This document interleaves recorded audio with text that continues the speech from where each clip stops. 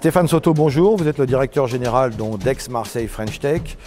L'une des 12 actions qu'il y a dans le dossier porte sur l'international. Quelle est en fait l'ambition que Aix-Marseille French Tech a au niveau de l'internationalisation de ces startups? Alors les idées, elles sont nombreuses, elles sont en cours de mise en place. Ça passe par tout simplement et très rapidement de la visibilité sur la forme de présence sur des salons à dimension mondiale comme le CES de Las Vegas, comme le Mobile World Congress de Barcelone qui se tiendra juste après en mars, puisque le CES est en janvier. Dès avant ça, en octobre à Paris, pour le CES Unveiled, qui est le teaser du CES de Las Vegas, où nous allons amener 5 entreprises, puis une vingtaine au moins, à Las Vegas tout début janvier et donner de la visibilité. Au-delà, on vise une stratégie long terme sur l'international. C'est très important car nous estimons, nous prétendons que notre terrain de jeu c'est le monde et il ne s'agit pas de le dire mais de le faire. Il y a l'intérêt justement à positionner les startups qui sont des sociétés qui viennent de naître, de les positionner tout de suite à l'international. On a le choix d'amener nos startups à Paris, d'avoir une taille de marché qui est escalée face à tous nos concurrents, ou on a le choix d'avoir une taille de marché qui est 100 fois plus importante, avec les mêmes coûts de production, ou presque, pour les entreprises qui sont dédiées à pouvoir travailler à l'international, en les y amenant. Je sais que ce qui vous tient à cœur, c'est l'association entre l'international et l'emploi. En fait, ça nous tient à cœur parce que justement, c'est primordial.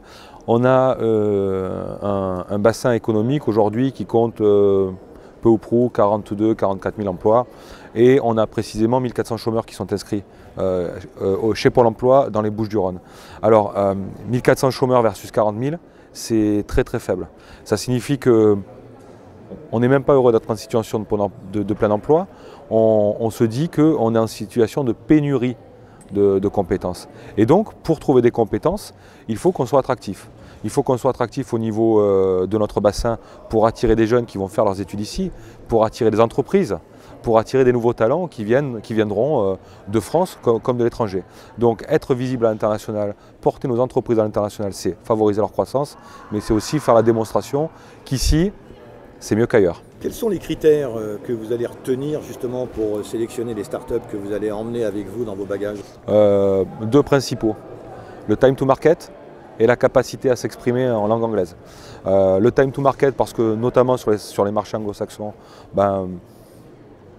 l'américain a besoin d'éléments tangibles, donc il faut être en phase avec son marché, il faut avoir un produit à démontrer et pratiquer la langue anglaise le mieux possible parce qu'évidemment il faut communiquer pour vendre et ce n'est pas une qualité qu'on retrouve systématiquement chez nos entrepreneurs même si ça se gomme pas mal avec les années.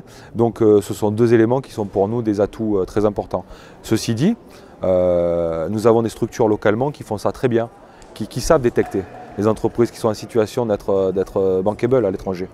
Et c'est dans ce sens que le pôle SCS, que Provence Promotion, CNRFID œuvrent au quotidien aussi pour remonter les entreprises qui sont en capacité de s'exporter. On se donne rendez-vous à la fin de l'année pour en reparler?